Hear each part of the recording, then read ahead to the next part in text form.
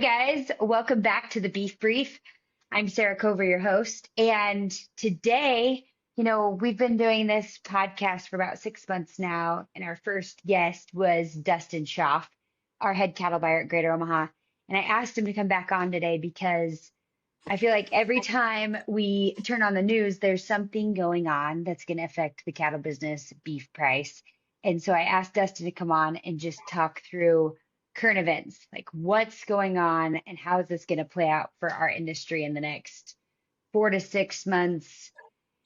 Things are changing fast. So Dustin, how are you doing today? Good, good. Nice to be back on. Yes, I know your job is crazy right now, right?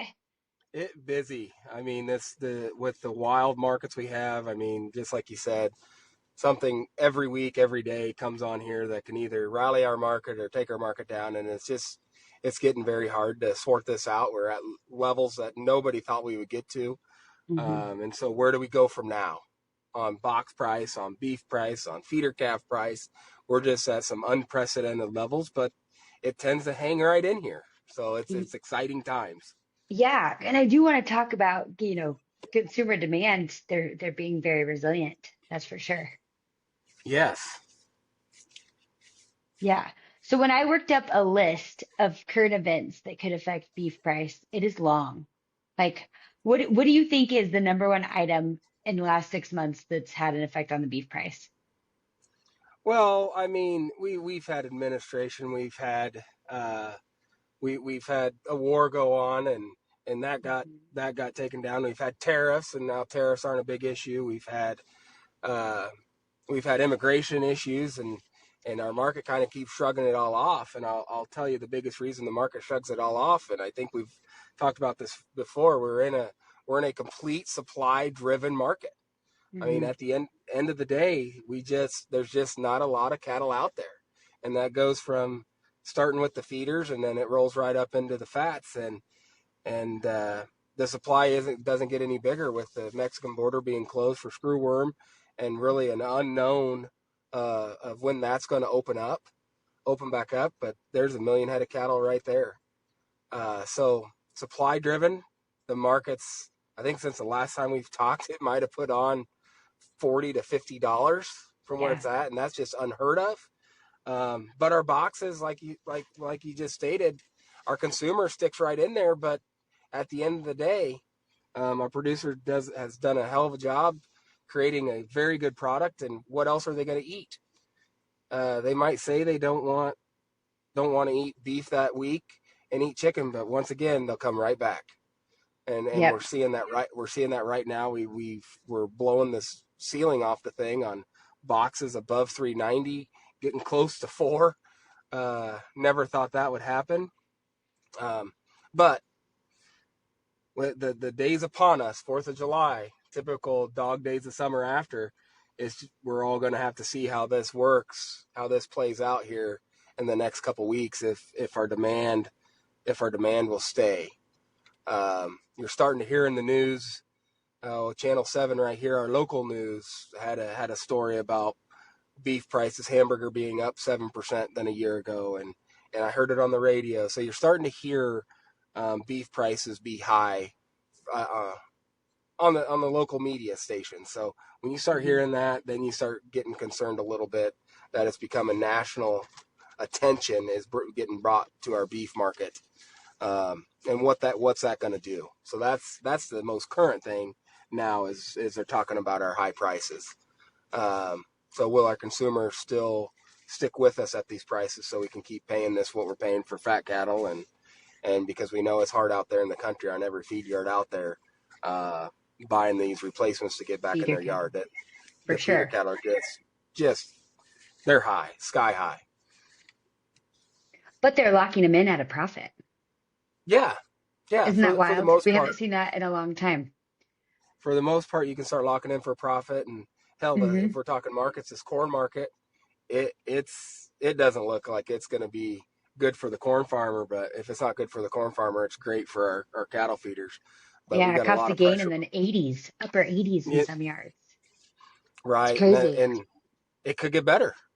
I mean, it's Hmm. tough to say, but we could see corn sub $4 South America's raising a monster crop, and that's going to put pressure on all of our exports. And then this rain, I know you're in western Nebraska, I'm in western Iowa, and we got buyers clear in Illinois. This whole Corn Belt has felt a much needed rain event for the last week across the whole Corn Belt. So it's a perfect timing. We got pollination right on board. I'm seeing tassels pop here. So we're going to raise another big crop of corn. It could Okay. be another great crop of corn. Well, and it's hitting cow country too. I have talked to a Yeah, handful of ranchers, spotty in eastern South Dakota, just some tough areas up there. But you know, Nebraska looks beautiful. You drive across the yeah, whole state, it's green. Things are looking good. That's good. yeah. So, That's been a I, while since we could say that. yeah, I have been getting a lot of questions, as I know you have, with these ice raids. Um, what's the conversation around that at the plant? Any concerns there with The good thing, the good immigration? thing the good thing about it is here at Greater Omaha, we do our due diligence and do our job and make sure all of our employees are legal citizens of the United States, and we have the proper background checks. Now the raids that did happen in Omaha here a couple weeks ago, that was kind of an isolated event. The news made it sound a little bigger than what it actually was. Um, and Hmm. nevertheless, it is still a huge deal. But it wasn't like we got raided and JBS and Nebraska beef. It wasn't like that. What you saw on social media platforms, it was one isolated place that place was not doing their due diligence on paperwork, and so it was a kind of a targeted event. Um, but nonetheless, it put a lot of fear in a lot of our good employees that they don't want to go through that. It's not that they're illegal; they just don't want to go through that with themselves or their families, and they're all good hard workers, and I hope as a nation we can figure this out and uh, and not get too rambunctious on our deportations, because there's a lot of good people and good families that have good hardworking jobs over here that quite frankly no one else wants to do them. Yeah, there's just a lot of industries that depend on that workforce for sure. Yes, right. And so we'll see how it plays out. There's still a lot of concerns um, in our industry, in agriculture industry, of 10 to 15% of the workforce is either self-deporting or just not coming to work and going to find their other seasonal jobs, and that's put a lot of pressure on our kills. And that's another reason the boxes kind of went to another level. Is you look when that happened, we went from a 370 box to up to a 390 box, and it's not like the industry, the packers, uh, sat out of harvesting, and they just couldn't get the employees there to harvest the amount of animals we need. So we really couldn't run those 580, 585 kills. We were still down at the 550s when the market wanted the 580, 85 kill. And so we put our boxes getting close to $4 now, and now we'll see how our consumer handles that. But at the end of the day, they're still just supply driven. There's still just not the abundance of cattle out there until we get into the fall months. And I can see up here in the north, we have a lot of cattle around us. There is a lot of cattle for the fall to be processed, but the southern market, once again, the You know, Mexican cattle coming across the border are very low, and so will and they take real these cattle? quickly, I do have quite a few cow calf followers that aren't Yep. feeding a lot of cattle year round. Hmm. Maybe talk through just the natural cattle cycle. How have we come into a shortage in the summer and then have more of a surplus in the fall? Well, that all stems from the market dictating that. So the day of buying 9 weight to 1,000 weight yearlings are kind of over.